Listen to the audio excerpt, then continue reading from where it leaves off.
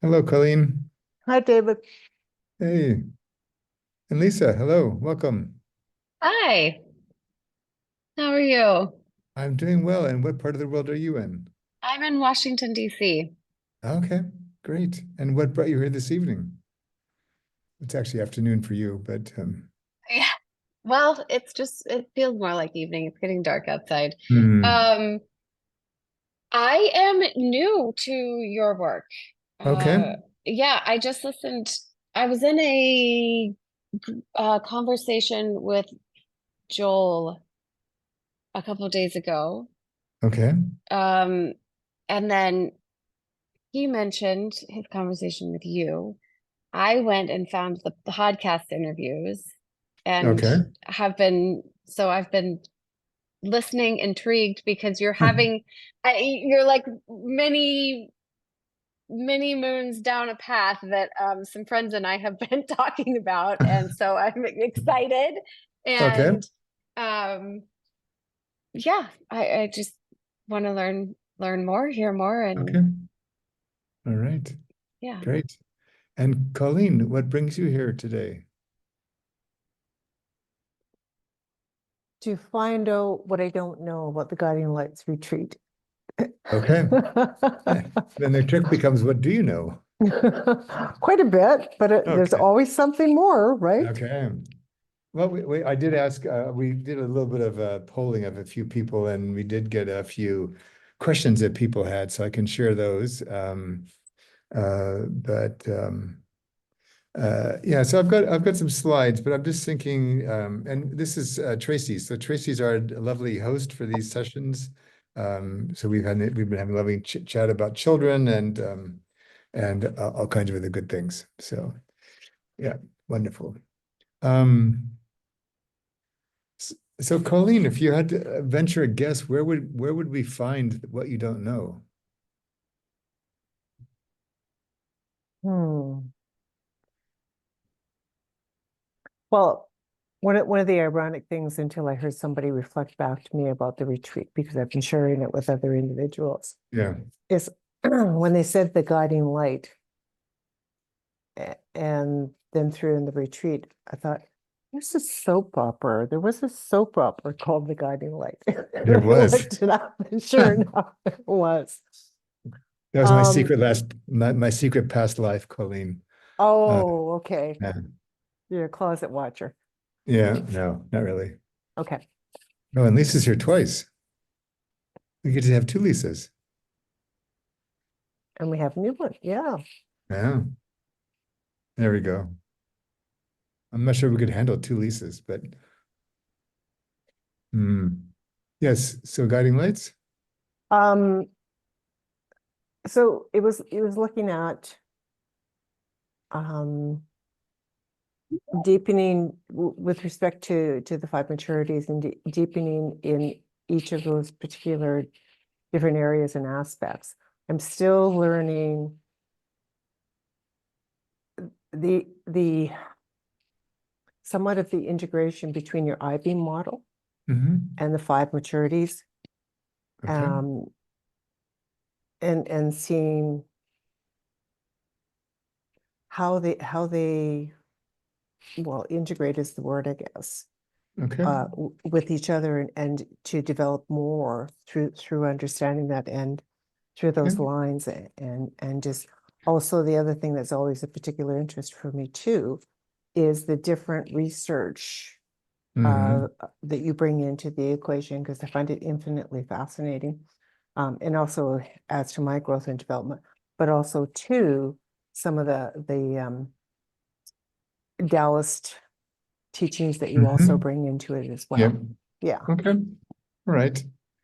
Um, so let's show you a couple slides so we can get at least on track here. So otherwise, these will all seem like fancy words, and she'll have no idea what we're talking about.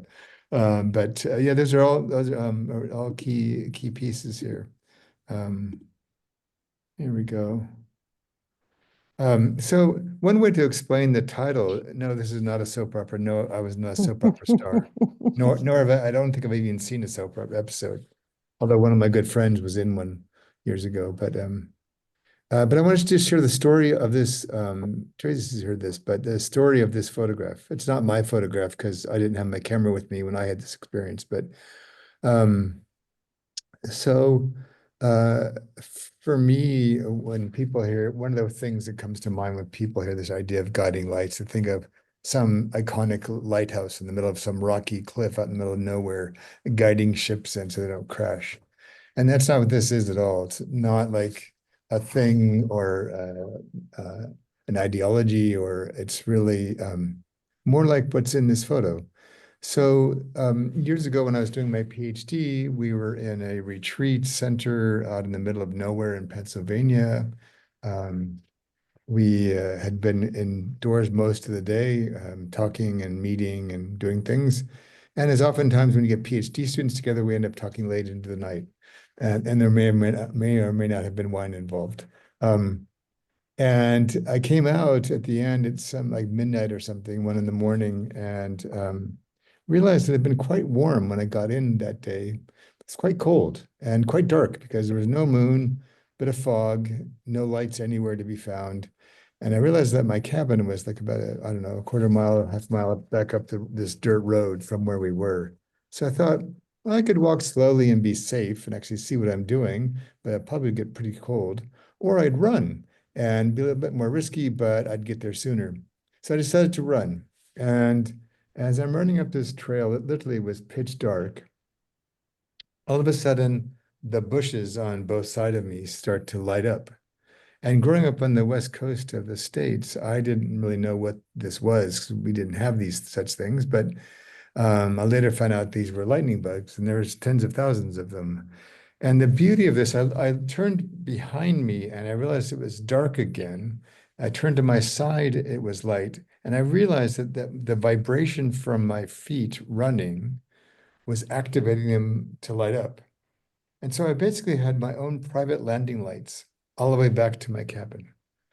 And I just sat on the porch and I was so moved. And so that's the analogy that we want to use for the guiding lights. That when the whole premise is that we're in a time when our maturity is going to matter more than most anything. And for us to be able to grow so that we can do the same for other people, we have to be able to be quite agile in our light and move with where the client has moved. And so the retreat is, we're not going to teach you the 5 maturities. We're going to use them as a structure for the retreat sessions. We're going to give you lots of experiences around things that are important to you around your own maturation and use that as a lens to help us help you kind of figure out where might you need to grow in your life. So maybe you've got a relationship that isn't what you'd like it to be, or some of your clients are not doing well, or you're just trying to figure out what am I missing or what am I seeking, and how might some of this help. So let me just give you a little orientation to the 5 maturities, and then we'll stop there and then talk a bit more about the retreat. So I'm going to start here with an experience first, and then we'll kind of show you the next slide, which is sort of what more detail about the 5 maturities. But rather than go into all of those first, that I would just do a quick practice. This is a wonderful painting I found online, actually, and I've actually corresponded with the woman that painted this because I was just so fascinated by it, and it, it was a perfect backdrop to the maturity. So so each of the pairs on this side, the letters in black are the maturities, obviously. The letters in green are the mastery that goes with each of the maturities. So the premise is that in our society, we tend to focus too much on, I believe, on skills. And we in information, and we just vacuum up all this stuff. But what really distinguishes someone who's truly a master at their craft is they have the maturity to developmentally and personally and cognitively know how to use their skills well. it doesn't really matter how many coaching certifications you have if you get dysregulated with difficult clients, for example. And so each of these maturities helps us to sort of provide a foundation. So what I'm going to invite you to do just for a few minutes is just close your eyes. It'll be easier. You won't be as distracted. And I want to walk you through each of the maturities and see what emerges for you as a way to sort of carry our conversation forward. So I'd like just to relax in your chair. Just find yourself, maybe your feet are settling on the floor and you're feeling a bit more relaxed. And just notice your breath. You don't have to do anything special with it. Just notice it breathing you, going in and out.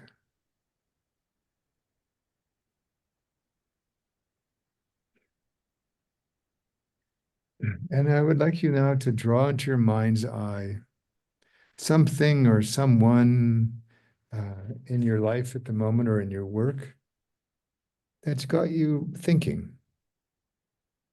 Maybe something that, again, is not going as well as you'd like or in the way you thought it might, something you're not quite sure handled as well as you could. Could have been a driver on the road. It could be someone at home, could be someone in the client's office. Um, and I'm, and so we're going to start at the roots of the picture.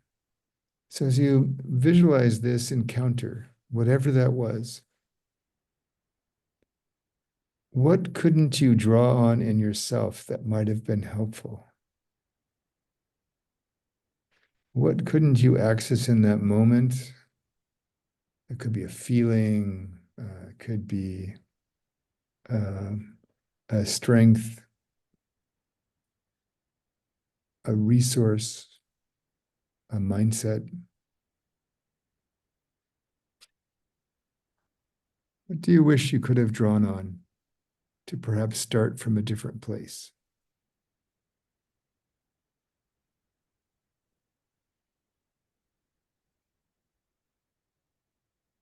And now we're going to rise up through the mud. Ironically, by quieting ourselves, recognizing what couldn't you see?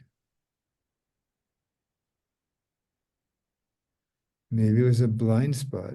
Maybe it was feeling rushed or urgent. Maybe it was a perspective that you see now you probably could have taken or should have taken. Maybe it was mentalizing what this was like for the other person. What couldn't you see that might have helped you if you could?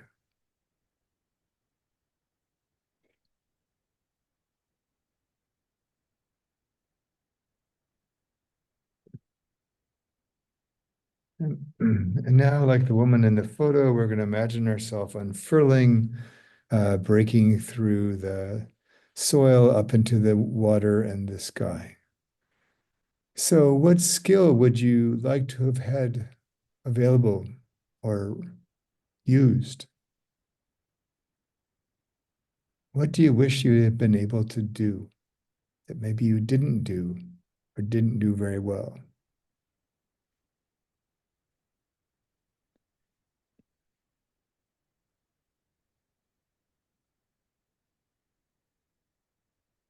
This is what enables you to form the stalk of the flower in the photo. So, and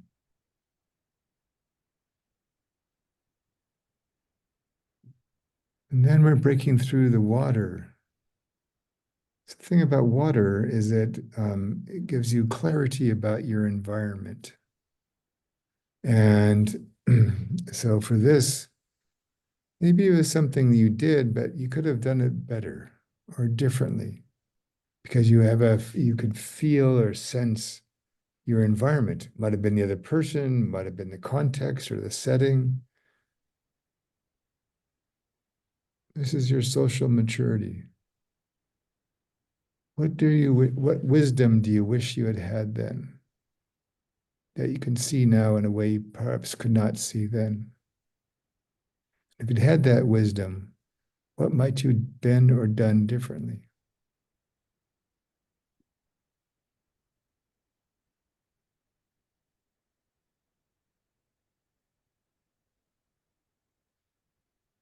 And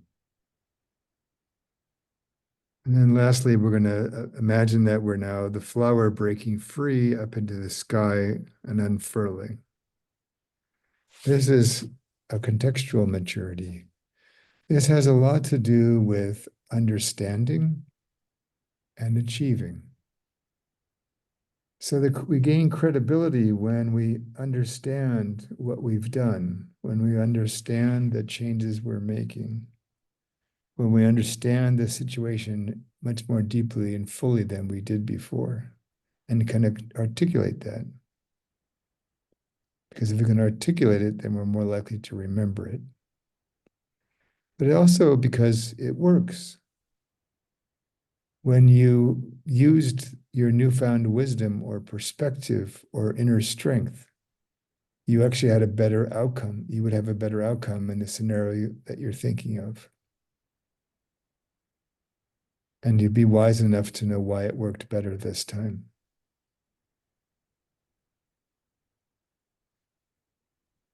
So if you became a person who could do this well,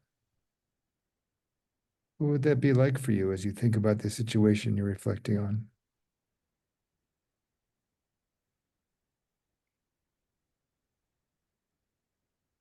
Mm.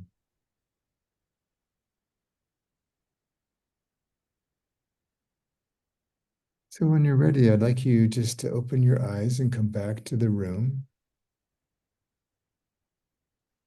And just take a minute and just notice what might feel different or seem different now. And if you'd like, you're welcome to share.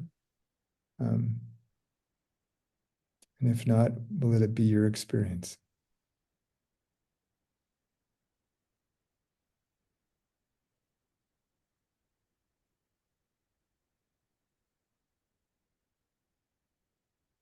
Mm.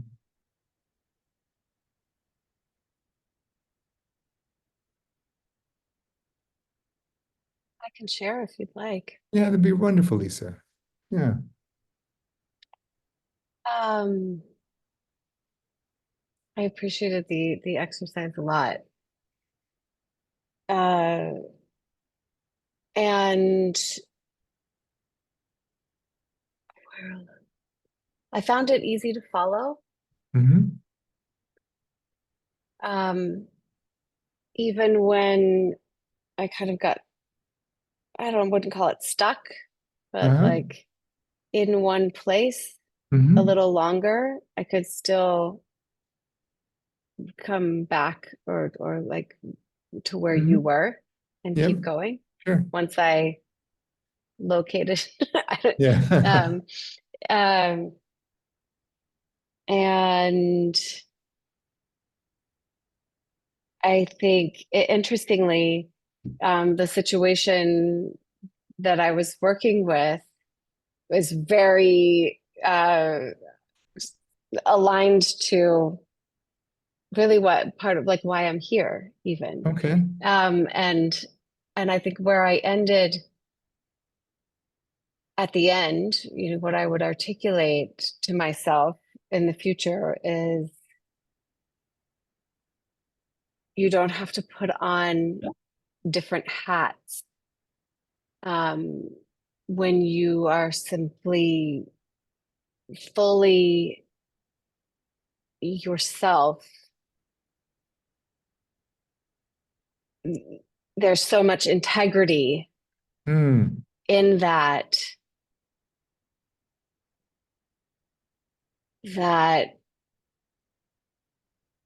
like that you will honor the fullness of whatever I'm ready for and ready to call Mm-hmm. in, and also the the needs or the boundaries of the other person. Okay. Mm. Meet the moment. There you go. Yeah. Thank you.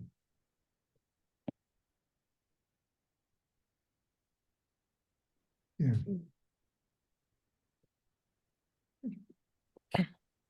So for me, it's more about, um, managing bouts of anxiety that can have Mhm. over things that I know I can't control. Intellectually, I know I can't control, but emotionally, I want to. Mhm. Is particularly when we look at many situations and circumstances in the state of the world. Mhm. And while I've learned over the last year and a half to increasingly be able to manage that better, there can still be some of that anxiety about the future and the not knowing and that desire to want to control. Yeah. But I'm Yeah. learning to let go and trust life Mhm. and be comfortable with the not knowing. And I think one of the biggest sticking points for me is still to have the patience to allow whatever needs to emerge or what needs to unfold just to Mhm. happen Yeah. and just be able to wait for that. Hmm. Yeah. Thank you. Yeah, and I would add, Colleen, that one of the things we've learned just listening to people share their curiosity and their interest in all this is that this is not like I make no pretense. This is maps the entire world. This arose out of this paper I wrote on the Five Maturities, initially to begin to look at alternatives to competency models for coaches, but to not see this as I've got to understand this whole map and figure it all out. It's not like a 2x2 matrix or anything. It's just like these are 5 domains that relate to the I-beam model, which is the 5 factors that contribute to performance. And think of them as 5 doors to the same house. Because you could have 5 people on a team facing the same dilemma, and they may each need to mature in a different domain. So you could have somebody that is a Pollyanna and think the world is fabulous, and they might need some spiritual maturity to see more clearly what's around them. You have other people that are maybe more, I need to go do something because I'm feeling upset or afraid, but then lose themselves because they don't have enough personal grounding and they get swept away or, take too much on themselves. Or maybe they want to call out all their friends who voted differently than they did and don't have the wisdom to say, probably not a good idea. It doesn't honor them. It doesn't really open up conversation. It just perpetuates the problem. And so it's just a way like when we like in the moment when we're facing something. So maybe you could feel an argument arising with your partner. Because it's partners, my observation, I used to counsel couples years ago.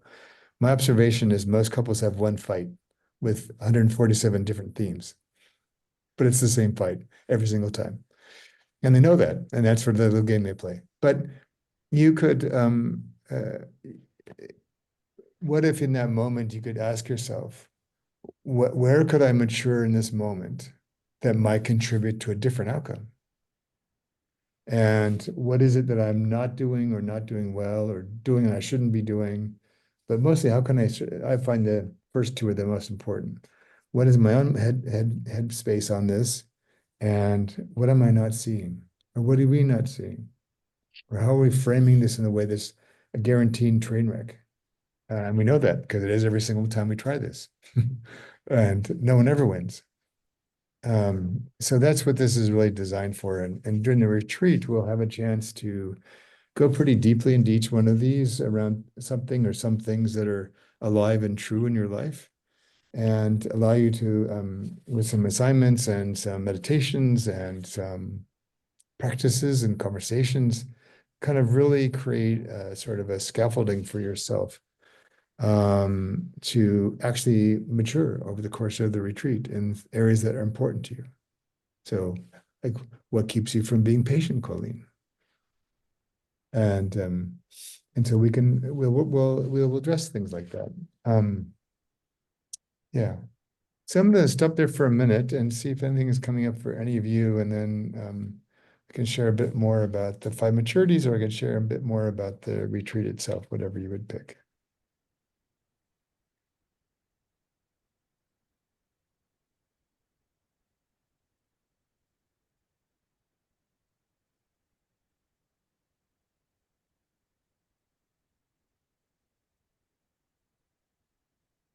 And if there's no votes, I'll just move through the rest of the few slides. Is that okay? I'm good. All right. Lisa's deep in thought. Mhm. So this is what they all, oops, sorry. This is what they all look like together. So I used to show this first, but then it gets too much.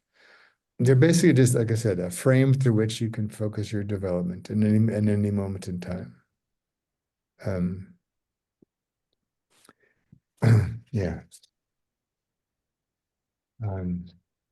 And just the I-beam that Colleen was referring to, Lisa, is the last item in each of the sets. Years ago, I did a huge coaching project for a big company, and part of that, they wanted me to do some research on what were the factors that affected performance at work. So I did sort of what's called a meta-analysis of all the research, narrowed it down to 5. And aspiration was mostly called motivation in the literature, but I find motivation a kind of loaded word. And I found aspiration accomplished much the same thing, but in a kind of more open and inclusive way. And again, it's just a way, like, it helps us orient what do we need to pay attention to in order to work on this particular maturity. Yeah. So some of this we languaged as we were walking through the practice, but is there anything that's you are curious about or strikes you as you look at this?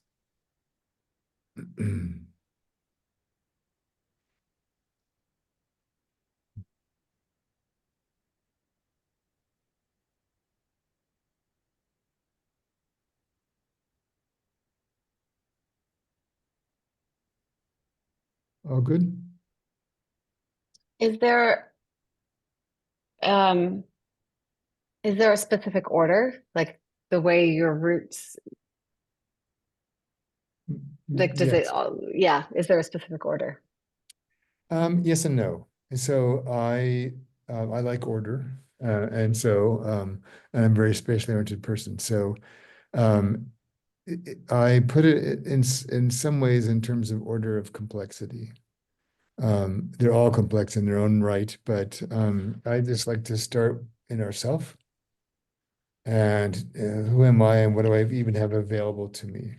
One of the bodies of work that informed everything I've done is attachment theory. So if we don't have a secure base, not much else is possible. And sort of that sense of safety, um, the safe haven. So starting within ourself, what can I draw on myself if I can? And the example I give often is if you have unresolved grief in your life, you're not going to feel very comfortable or competent helping somebody who just lost their job or lost their parent. Because you don't have the capacity to draw on it yourself because you've never really dealt with your own grief. And then the more you can draw on in yourself, the more you can allow yourself to see. And so like if you don't feel comfortable around say sadness or people who are crying, you're not going to see somebody who might need some attention in that space. You might not even see that in yourself because you're not comfortable. Therefore, we tend to only see things that fit our story. So, and then what we can see is then shapes what we believe and what we can see shapes what we can do. We act based on the story we've told ourselves. But what helps something, a skill or a competency actually be useful, which is why measuring them in isolation isn't very valid. But what helps them be useful to you and others is when you use them wisely. And that comes a lot from being able to read our environment. and sense which of my competencies would be most helpful now. What form would that show up in, or what tone, or what language, or what emotionality? How do I need to respond or notice my environment such that my competency is going to fit? That will say a lot about the wisdom with which I use what I know. And then lastly, contextual maturity is really being able to hold all five of them at the same time, because it's who we are. So when you talk to somebody who's a master, as a guitar player, a bread maker, whatever they are, it just becomes who they are. Matter of fact, sometimes it's really hard for them to explain, because it's just who they are. And yeah, and so for me, this is just our way of beginning to think, what clues do I have about where I might need to mature?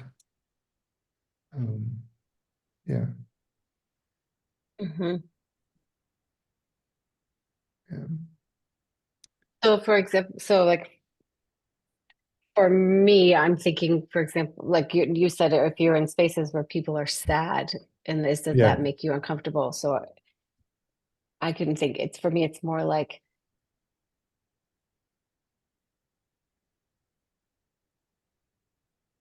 big aggressive energy. Mm-hmm. Um, and especially when it gets, like argumentative Uh-huh. and I yeah, yeah. So I mean, I could try to describe it more, but so for example, then in this retreat, I might just like to work on that. Exactly. Exactly. Okay. Yep. And so one of the things that's on another slide, but what each of these has, a lot of my other work, like on attachment theory and shadow work and grief work, each one fits in one of these five. And so one of the things that comes with each of these maturities is something that often is in our way. Hmm. And so around our identity, it's often around our shadow. So,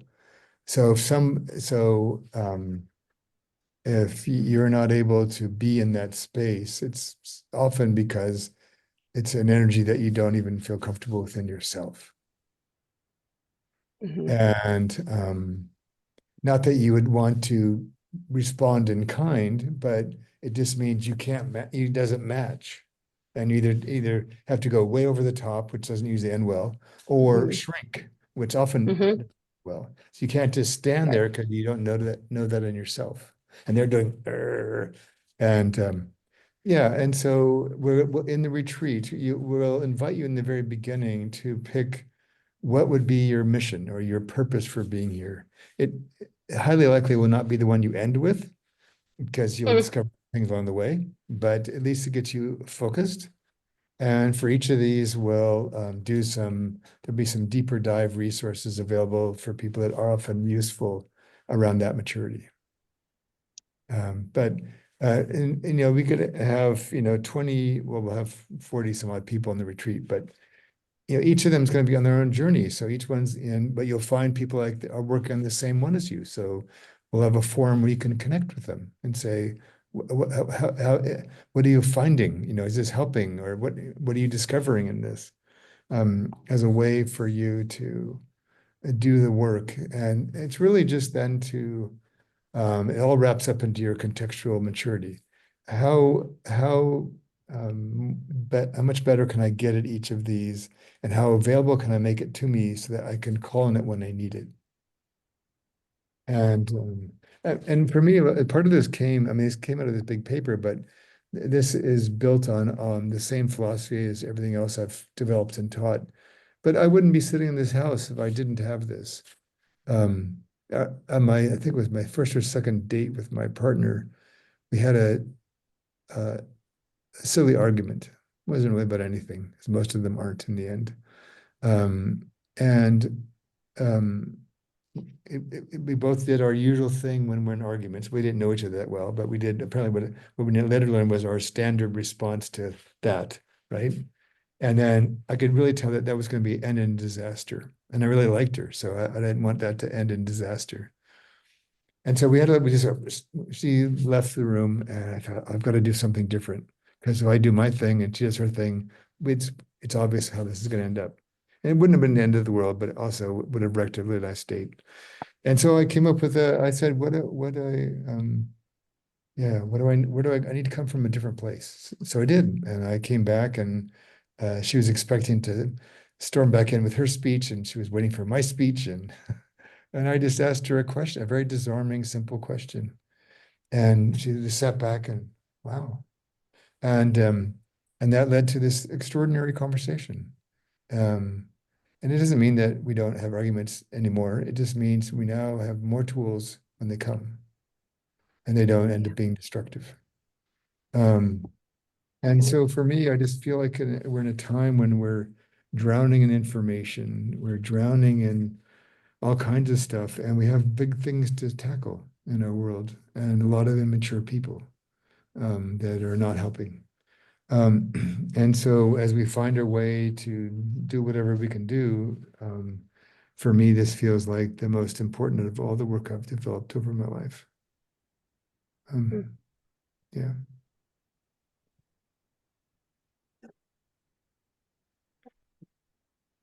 Mhm. Mhm. Anything else coming up for you right now? Otherwise, I'll just, for Lisa's sake in particular, I'll share the rest of the what the program actually looks like.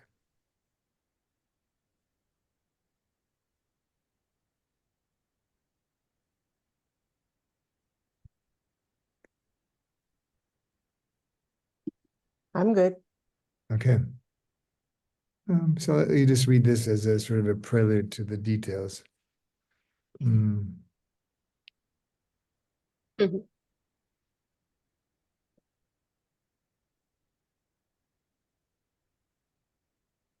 mm,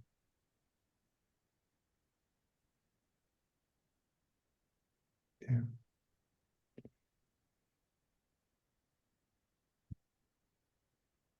Yeah. Right. Oh, sorry, went too far. So we'll meet every other week. I have all the things listed on the next page, but all the actual sessions. But we'll meet. Just come to the one that's convenient for you. We'll record them if you're gone completely the day, so you won't miss anything. You'll have some resources and assignments that go with each of the sessions, and you can use or not use them as you see fit. They're just there to kind of enrich and help you go deeper on things. But again, this is not a teaching class. It's actually a personal retreat together. So the resources are there to support you on your journey. There's a forum space so you can post questions. The hosts and myself will be checking that often, and so we can respond to things, but it's also a place to reflect, share things with your retreat mates. You can connect to other people if you want to share, if you have common interests.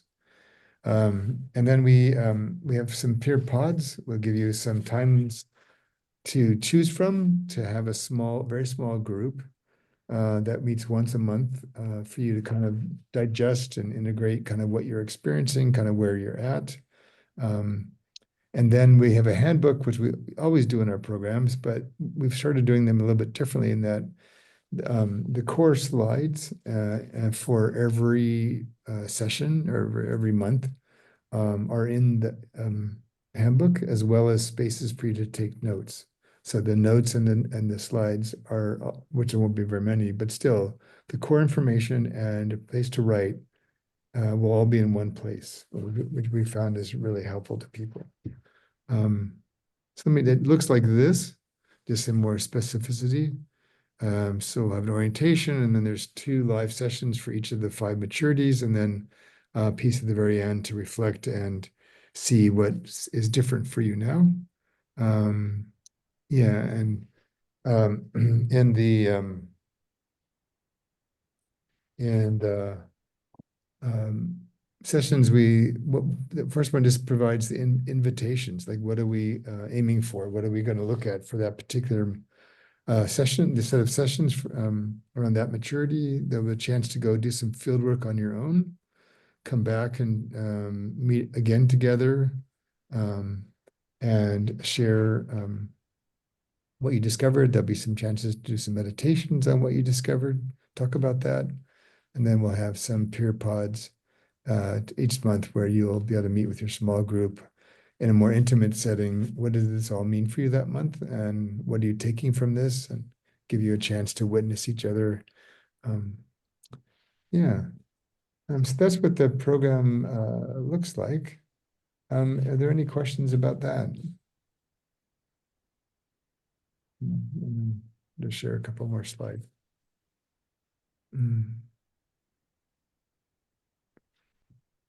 Oh, good. Yeah, I like the pace. Seems very fruitful and manageable. Yeah. And then you can, and if for whatever reason your peer pod wants to meet in another part of the sequence, no one's gonna, we've organized them in certain time zones, but if none of those work for you, you can schedule them differently, and you can do your field work any point that month. It just will come in handy if you did it during that second week, just so you have that to bring to your integration session. So Colleen and Tracy will recognize this picture, but here we go. It's one of the slides we use a lot in one of our two main programs. Um,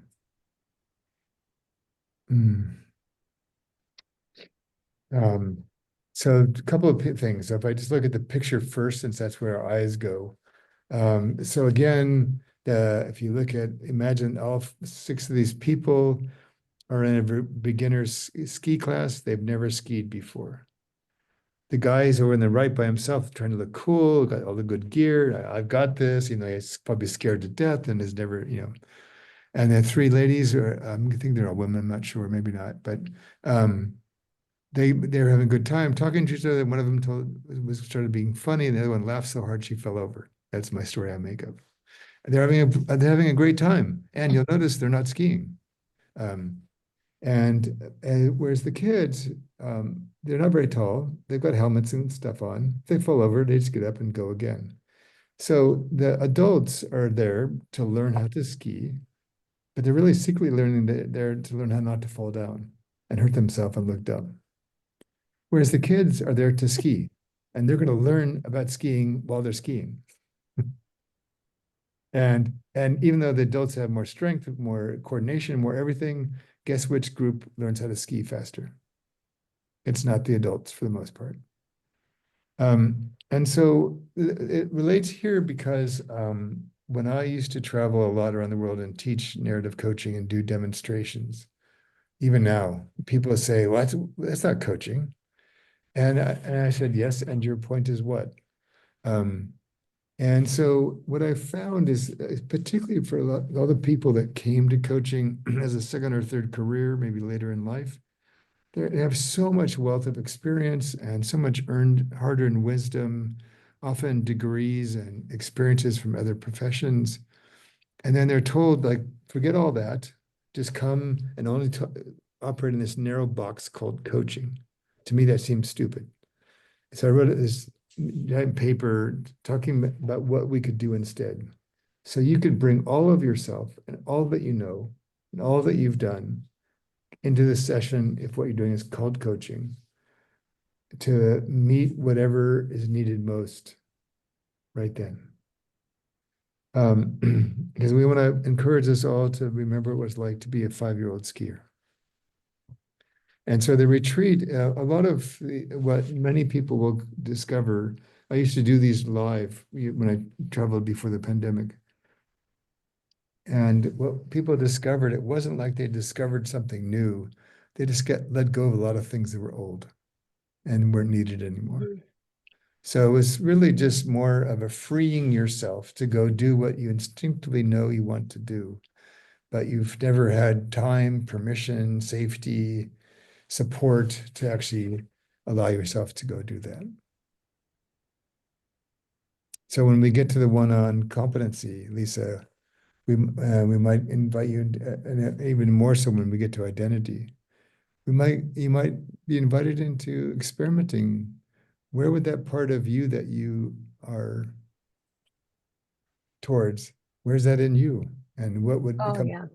what would become possible if you allow that part of Lisa to come play? Hmm. Yeah. And you may or may not ever need it, but even just knowing that you now have it will change many things. Yeah. And will serve you in other ways that you can't even imagine now. Um, which is why we don't make, we can pretty much assure you that where you end the retreat is not where you begin, because you'll discover things along the way that will surprise you, and often in wonderful ways. And will take you on a journey that you wouldn't have likely seen when you started. So, yeah. And the good thing is we have a pretty stellar community. We ran a 6-week sort of small version of this that just ended a little bit ago. And I would say about a quarter to a third of the participants were brand new, like you, Lisa, to all of this. And one of the things they've almost always said first was, I didn't know any of you all. I don't know anything about David's work, but I was told good things, so I came. And I was just shocked at the extraordinary conversations we had in our breakout rooms, the people I did not even know. Yeah. Like Tracy is a great example of that, right? And I think it's because we attract a really wonderful group of people who are on similar journeys, and yeah, yeah. Yeah, Can you Lisa, I'll actually just, go back 2 slides? Oh, I go ahead, Tracy. can. and while he's doing that, I'll just add that my experience was this work was accessible from wherever you were coming from. Yeah, It didn't yeah, really Yeah. matter. Yeah. no. But some people get anxious because they think they have to know things before they start anything. So already they've learned their first lesson. You can start without knowing, right? You want to, Oh. this one? No, this one. This one. Yeah, nope. One more forward. This one. I was curious, but yeah. Yes. What is when Gates?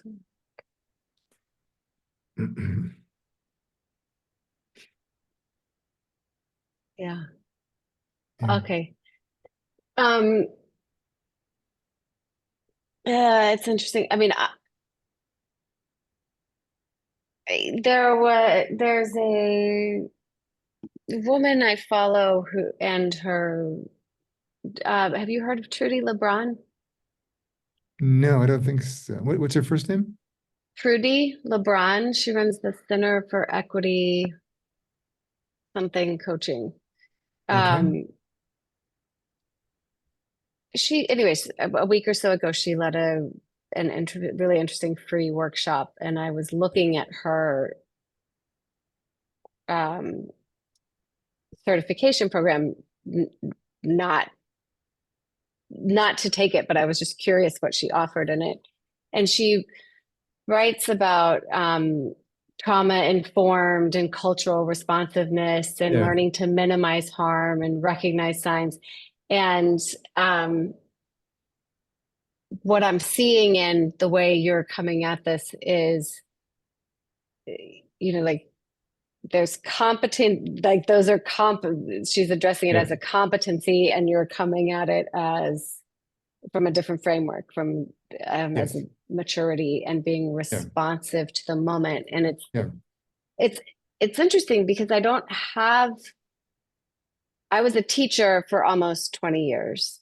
Okay. And before I started coaching, and I don't have a formal training in trauma responsiveness. And I'm sure there are things I absolutely could learn. And I also know that in coaching sessions, I have done exactly that. Either, gone around or through, or, and just by holding the space and being responsive to the moment. Yeah. And so I think part of why I'm drawn to this is that it seems about like increasing that capacity from a Yeah. capacity standpoint, not a competency. Learn this thing. Yeah. And it is helpful to understand trauma. So, Mhm. so we taught a whole year on that a while back, um, but if you, the problem for most people, I now have a certificate in trauma-informed coaching. So now I'm finding trauma everywhere and I'm going to use all those things, which again, there's nothing, I mean, it's fantastic, but, um, uh, for me, it's just one of 1,000 labels you could put on a conversation, 1,000 lenses through which you could look. And for me, I'd like, if you find yourself with a lot of clients with trauma, they probably would be well served to go learn more about it. But most of the time, um, uh, sufficiently deep maturity in yourself to self-regulate, to understand what to do when somebody else is not self-regulating well, to be able to see when you're in over your head and stop. Yeah. There's just a whole bunch of things that maturity will help you do more wisely, even if you don't have, um, and or if you've had trauma in your own experience and you've never dealt with enough of it, so it's leaking out into your client sessions. Then again, that's an awareness that can rise up in yourself. And then if for some reason knowing more about trauma stuff helps, then great. There's all kinds of amazing things out there now. But for me, well, it's often from great intent, and I'm sure it's often great stuff and very valuable stuff. So it's not a, it's, but we get just get caught up in more stuff. Um, and yeah. I remember my father was an executive. He's long passed away now, but it was in the early days of diversity training, and he had all these people come in. Yeah, yeah, yeah, yeah, yeah. And he'd grown up in a very diverse neighborhood, so it wasn't like it was wrong, but he just didn't have a lot of patience for it. There was a lot of talking about stuff. And but he said, and then the very last speaker was this African American drill sergeant from the Marines. He just came and called it like it was. And my dad said, I had a huge respect for him. He lived it. He'd suffered for some of that. He talked about it openly. We could ask him anything we wanted. He would answer our questions truthfully. And he said, I was just in awe of this guy. And he said, and I respected him because he didn't make it fancy. He just talked in normal everyday language about the realities of color in the States and the reality of racism in the States and what that meant to him growing up and why he's in the service and what he does for the, anyway. So for me, I find if we can work on ourselves, we'll realize what we need to learn more about. But Mhm.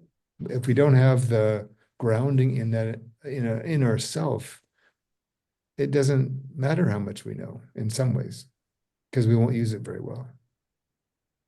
We'll either, in the case of trauma, we'll either not recognize when we're in over our head and keep going, and or we'll catastrophize things that really don't need to be catastrophized because we want to use our new trauma skills. And as somebody who's had more than my fair share of trauma in my life, I've seen the good and the bad, the ugly of people trying to help me. Yeah. And the best one I ever had was a Zen Buddhist therapist who almost said and did almost nothing and was profoundly healing for me. Yeah. So. Yeah.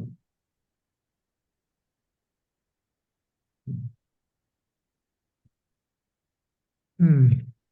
Is there anything else from Colleen, from you or Tracy, anything that you want to bring up? Is this helping, Colleen, with the question that you brought in?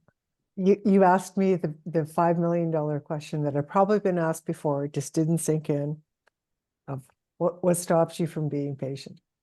Yeah.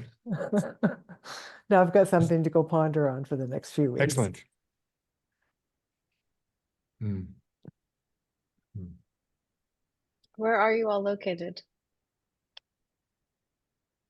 I'll go first. I'm near Calgary, Alberta, Canada. I'm in Austin, Texas. And I was Uh, in, go ahead.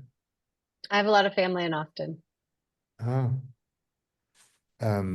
And I was in Portland, Oregon for a long time, but I now live in Amsterdam. Yeah. Yeah. And the cool thing, Lisa, about David's work is you get to interact with people from all around the globe. Yeah. Mm. Yeah. It's quite fun. Yeah. Mm. I went to college in San Antonio, so I paid my dues and lived in Texas for a while. The other cool Texas city. Yeah. It was a great Yeah, day. it is dues paying to live in Texas.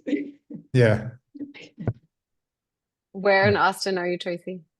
A little bit west of Austin. We live on a really small piece of property, but just far enough that we can get to the city pretty quickly, but not be in the middle of it. Okay. Yeah. You said you have family here?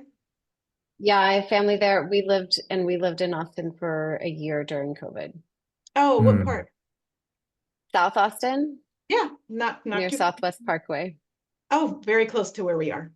Yeah. Mm. Yeah. Mm.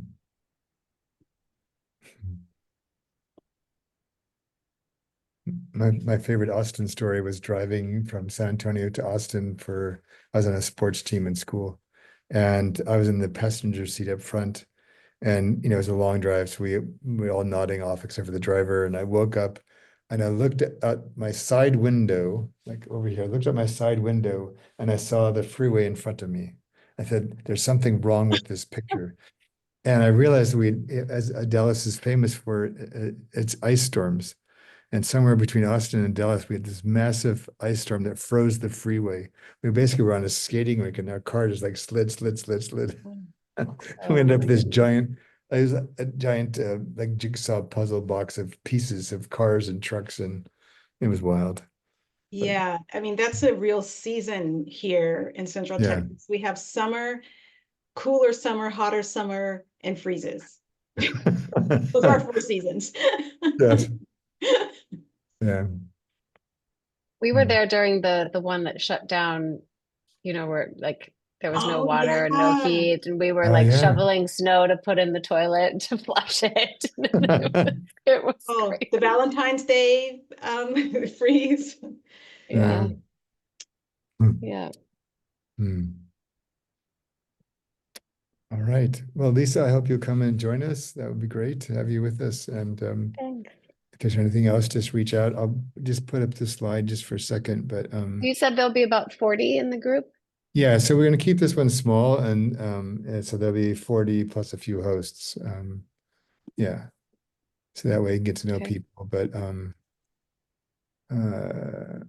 yeah, so here's where you can register, find out there's some FAQs there. You can write Steve on our team if you have any questions. Yeah, Okay. yeah. Thank you. All right. Well, enjoy the rest of your day, and see you all again soon. Thanks. Nice to meet you all. Thanks. Thank you. Have a Look good forward to night. seeing you. Have a good night.